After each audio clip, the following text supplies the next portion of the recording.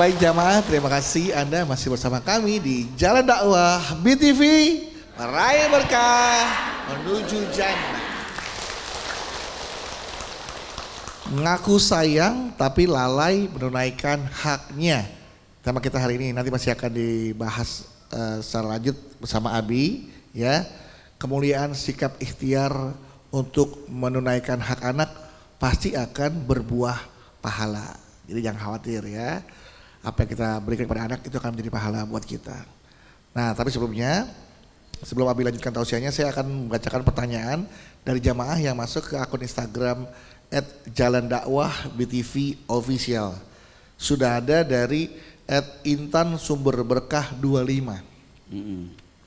Assalamualaikum Abi. Waalaikumsalam. Saya dengar disebutkan dalam Al-Quran bahwa tanggung jawab orang tua kepada anak adalah menunaikan hak anaknya.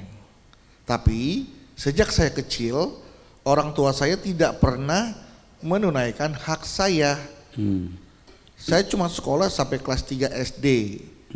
Lalu putus sekolah karena orang tua tidak punya biaya. Dan mereka tidak mengusahakan apapun, seperti pasrah pada kemiskinan. Untuk bisa ada di titik ini, saya berjuang sendirian Nabi.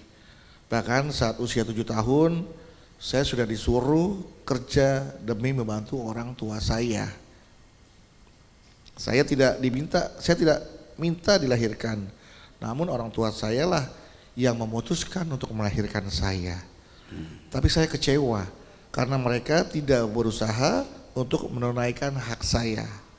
Sekarang saya punya anak usia 18 tahun.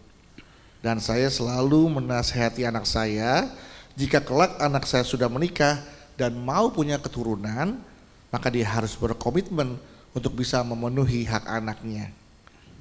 Jangan cuma bisa bikin anak, tapi gak bisa memenuhi kebutuhan seperti orang tua saya dulu.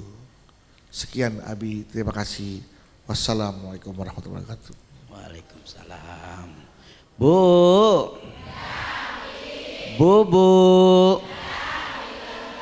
Alhamdulillah. Setiap orang tua itu pasti pengen memberikan sesuatu yang terbaik buat anaknya. Benar?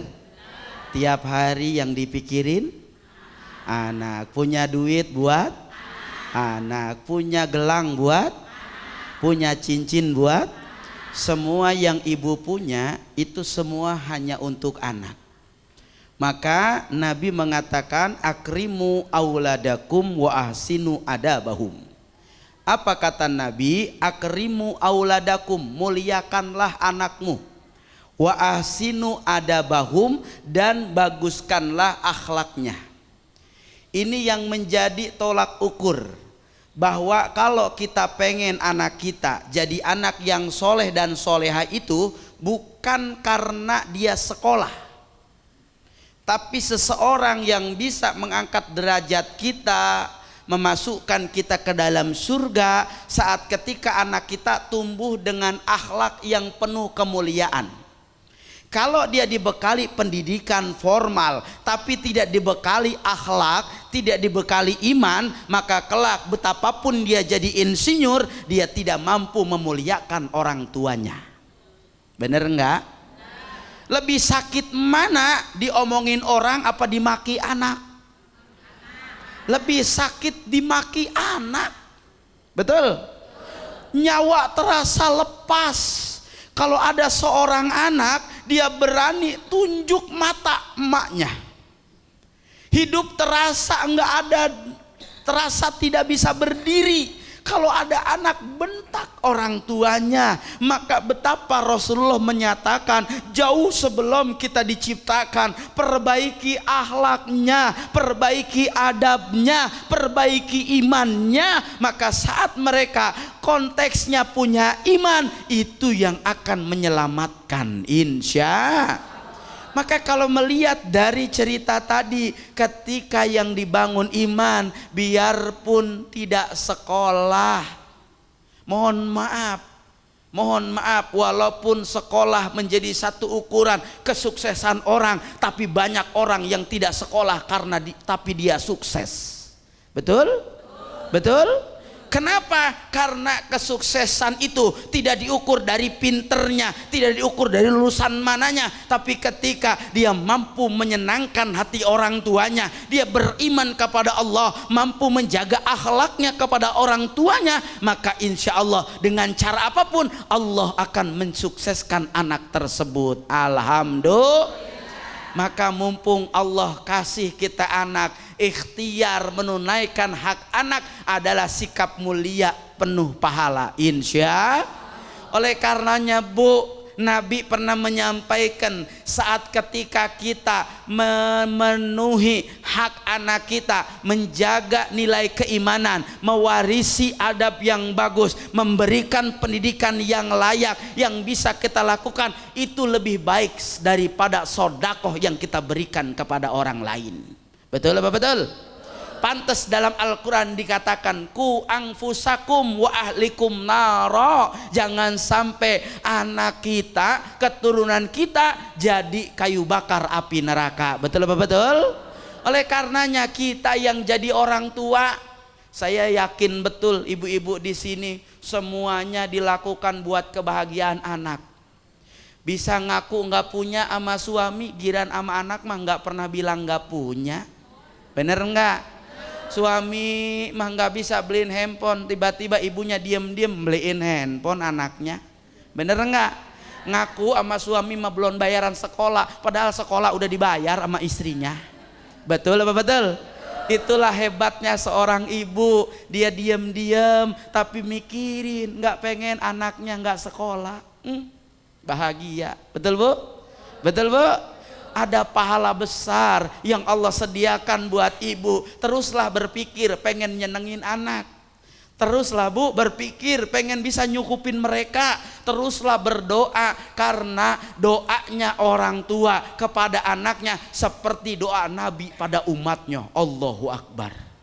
Bu, teruslah doain yang baik-baik sama anak kita. Yakin kalau doa Nabi buat umatnya dikabul oleh Allah, apalagi kita yang jadi orang tua kepada anak kita. Mintalah sama Allah, kepada Allah, agar anak kita tumbuh dengan keimanan, tumbuh dengan ketakwaan, sehingga ketika dia besar bukan menjadi orang yang sombong, bukan menjadi orang yang akhirnya takabur, dan bukan menjadi orang yang melupakan jasa orang tua. Sehingga apa yang harus kita lakukan? Terus semampu kita, kita maksimalkan dengan cara kita. Karena ibu ini orang yang gak pernah pengen ngecewain anaknya. Biar nginjem-nginjem sama tetangga, dia lakuin. Bener? Dia buang tuh rasa malunya. Buat siapa? Cuma buat anak. Semuanya buat anak, semuanya buat anak. Ketika nanti di akhirat pantas ada seorang ibu disuruh masuk surga. Kata malaikat, Bu, masuk surga. Itu ibu nggak gerak, Bu. Bu, masuk surga. Dia nggak gerak. Bu, masuk surga. Loh, kenapa nggak gerak? Ternyata yang dia lihat, oh, dia nanya sama malaikat, anak saya di mana? Allahu Akbar. Dikasih kenikmatan, belum tentu nikmat, tapi kalau ibu udah ngelihat anaknya, Masya Allah, itu kenikmatan yang luar biasa. Alhamdulillah. Mudah-mudahan saat kita memenuhi hak anak kita lah besok yang akan mengantarkan kita masuk surganya Allah. Amin ya robbal alamin. Amin. Semoga anak-anak kita menjadi syafaat, menjadi apa ya? Amin. Untuk memasukkan kita dalam surganya Allah ya Abi. Insya Allah, benar. Amin, amin, amin. Baik, sekali lagi tepuk tangan Ibu untuk Abi. Baik, jamaah. Sekarang siapa yang mau tanya? Siapa yang mau tanya? Siapa yang mau saya? Enggak ada. Silakan. Bajunya sama sama Bang Mundu. Bismillahirrahmanirrahim. Assalamualaikum warahmatullahi wabarakatuh. Waalaikumsalam. Saya dengan Ibu Lili Agustina. Ibu Lili. Taklim Majelis Taklim dari Nidanur Halim Perdana Kusuma. Halim Perdana Kusuma. Abi. Silakan. Yang akan saya tanyakan di sini, sekalian ya tanya, ya curhat Abi Bebas. mengenai kehidupan. Biasanya kalau agak-agak sedih udah mau mewek ini Abi. Enggak apa-apa. Ini di Rilis saja, keluarkan aja biar lebih tenang. Ceritain aja, Ibu. di Sampaikan saja. kehidupan kami sehari-hari di komplek. Enggak. Tenang. Tetangga kami ada yang sudah bertahun-tahun tinggal hidup bersama di komplek. Kebetulan tetangga kami punya anak 4 orang Abi. Ya. Dan anak yang pertama kebetulan bernama Rio. Rio ini sekolah di SMK Teknik. Yang saya agak kesel dan selalu sedih Abi. Ibunya namanya Retno. Ibu Retno ini selalu saja sambat tentang anaknya si Rio ini Abi. Selalu dibilangnya memang mungkin kehidupan mereka dengan 4 orang anak ini agak kurang ya Abi untuk perekonomiannya Abi. Dan beliau setiap kegiatan mungkin arisan atau terkadang belanja di tukang sayur Abi, beliau selalu saja sambat tentang anaknya. Aku kesel lihat si Rio ini loh ibu-ibu, selalu aja banyak kebutuhan uang yang harus saya keluarkan. Sementara adik-adiknya juga butuh, saya bingung harus apa. Tahu seperti itu kadang saya sedih sampai nangis Abi, katanya tahu kayak gitu saya nggak mau melahirkan kamu Rio. Kita tetangga-tetangga selalu bilang, Ibu, astagfirullahaladzim, jangan seperti itu Ibu. Ibu gak merasakan, kata kami, 9 bulan di rahim Ibu. Ibu mengatakan seperti itu, apa Ibu tidak merasa sakit waktu menggotong dia ke sana ke sini dengan perut yang besar gitu Abi. Dan selalu aja kayak gitu, kadang-kadang kita sebagai tetangga kiri kanan sudah capek menasihati Ibu Retno ini Abi. Dan sekali pernah saya agak sedikit mengeluarkan kata-kata yang agak kencang Abi. Biasa kita selalu menasihati dengan intonasi suara yang rendah. Terkadang kemarin pada saat di hari yang memang benar-benar kita sangat kesal dengan kelakuan si Ibu Retno ini Bi. Dia bilang, mana ayahnya juga pendapatan sekian, anaknya segini, saya nggak tahu, terserah aja mau jadi apa mereka, jadi apa. Saya bilang, Ibu, astagfirullahaladzim Ibu mendoakan anak omongan itu doa Ibu. Saya bilang gitu, jangan seperti itu, na'udzubillah, saya bilang.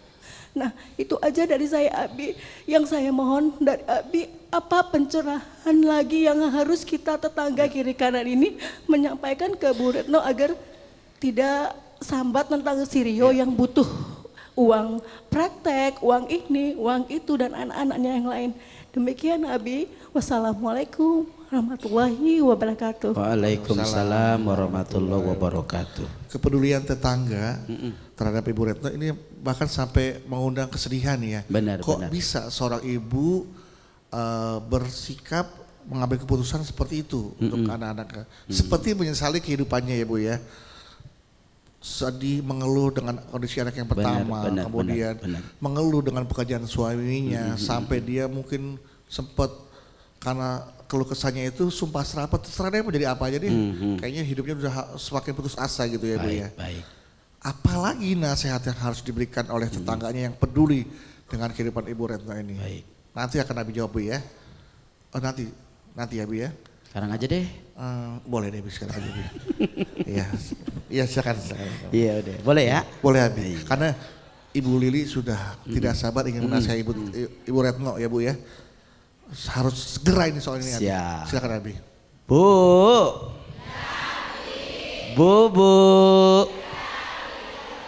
Alhamdulillah. Anak adalah aset. Yang mana orang lain tuh pengen banget punya anak. Ya. Bertahun-tahun dia nikah. Lihat orang lain punya anak, hatinya derges. Ya Allah, kapan saya dikasih keturunan? Ya. Benar enggak? Tiap hari berdoa, Robbi habli minas solihin, Robbi habli minas solihin. Pengen banget kayak orang punya anak, bercanda, digendong, nyuapin. nikmat Bu. Tapi saat ketika udah dikasih, ya banyak di antara kita yang kadang nggak paham bahwa boleh jadi anak yang Allah titipkan itu adalah jalan derajat yang sedang Allah sediakan buat ibu. Benar? Nggak ada anak yang pesen Bu pengen lahir dari rahim ibu. Ada nggak? Nggak ada. Nggak ada yang pesen dia lahir dalam keadaan miskin. Nggak ada. Nggak ada yang pesen Bu dia lahir dalam keadaan banyak kebutuhan. Nggak ada. Tapi saat ketika Allah kasih sama kita, yakin Bu, di balik adanya titipan yang Allah berikan kepada kita, saat kita faham bahwa ini adalah titipan dari Allah, maka yakin Allah pun akan memberikan yang namanya rezeki buat kita dan anak-anak kita. Hari ini banyak orang yang enggak ada imannya. Hari ini banyak orang yang cuma hanya ketika dalam keadaan sulit ngandelin emosi. Mohon maaf, berkali-kali saya selalu sampaikan, emosi dalam rumah tangga itu bukan solusi. Benar? Apa ketika ibu marah-marah menyalahkan anak ibu, merasa bahwa anak ini cuma hanya jadi benalu, merasa anak ini cuma hanya sesuatu yang tidak saya inginkan dia hadir, lalu ibu dengan keadaan itu mengeluh, marah-marah. Apakah marah-marah dan mengeluh itu lalu menyelesaikan masalah? Ternyata enggak. Benar enggak? Benar enggak? Enggak Bu. Siapa tahu ternyata anak yang kita kasihin, yang kita sayangin, walaupun dalam keadaan kekurangan kita, tapi kita terus menjadi orang tua yang baik buat anak kita. Ternyata besok anak kita itulah yang mengangkat derajat kita. Alhamdulillah. Orang tua mah kalau anak derajatnya tinggi nggak pengen dikasih. Orang tua mah cuma bilang, ya Allah alhamdulillah Engkau ngasih derajat yang besar buat anak saya. Bu, boleh jadi nih besok anak kita jadi orang sukses, jadi orang hebat, jadi orang yang luar biasa. Bukan karena hebatnya dia, tapi karena apa? Karena Allah mendengar doa ibu. Makanya jangan doa yang salah sama anak, ya.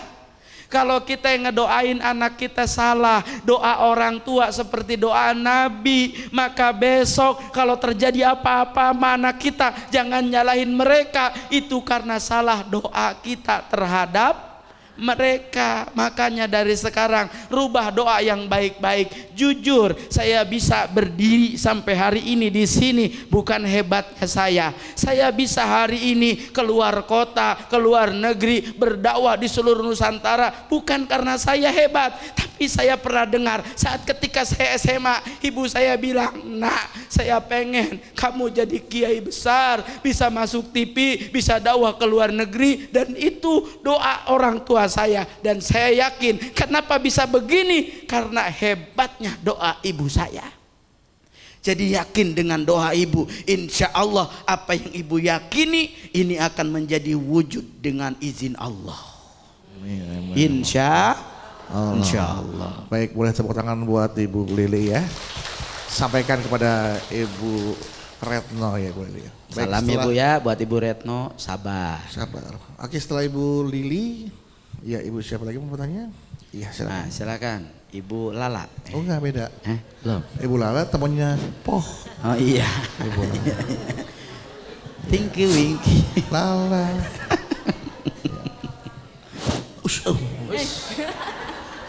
Jangan ditiup. Iya. Termati. Cek. Cek.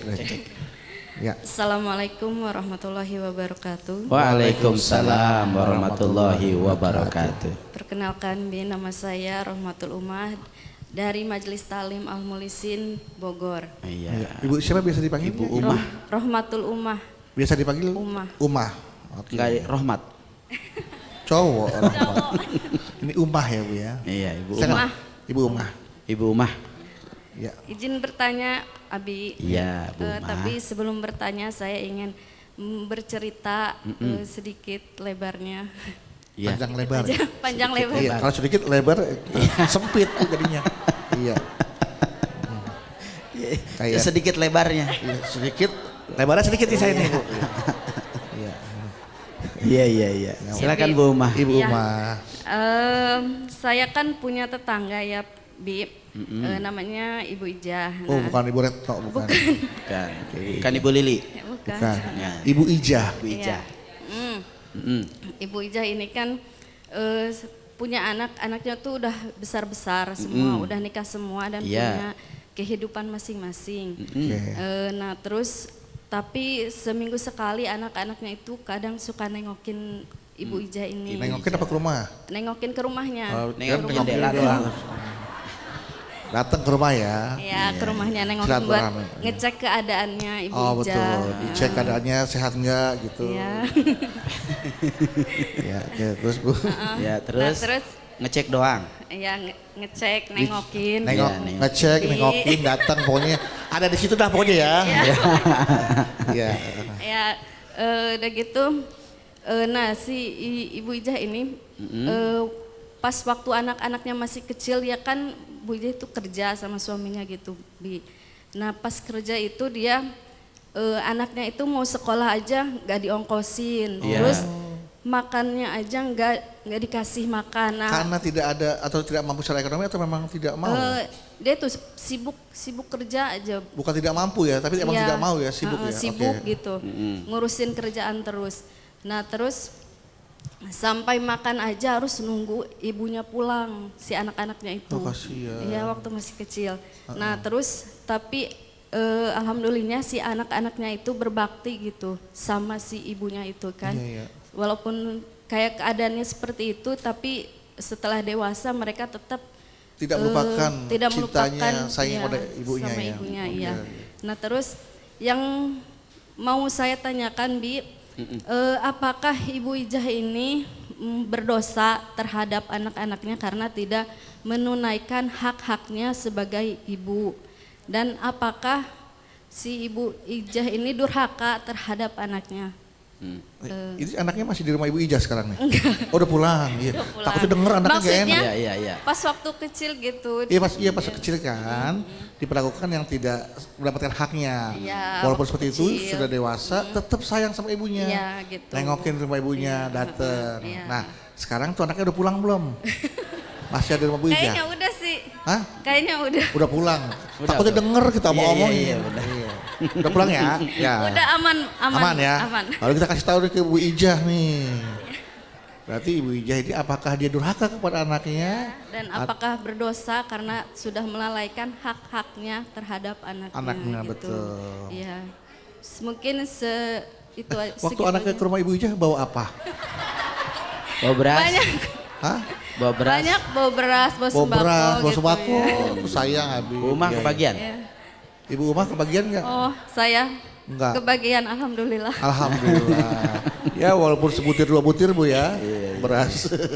Oke, saya tangkap pertanyaan Ibu ya. Iya. Mungkin siap. segitu aja pertanyaan dari saya, Udah Bi. segitu aja.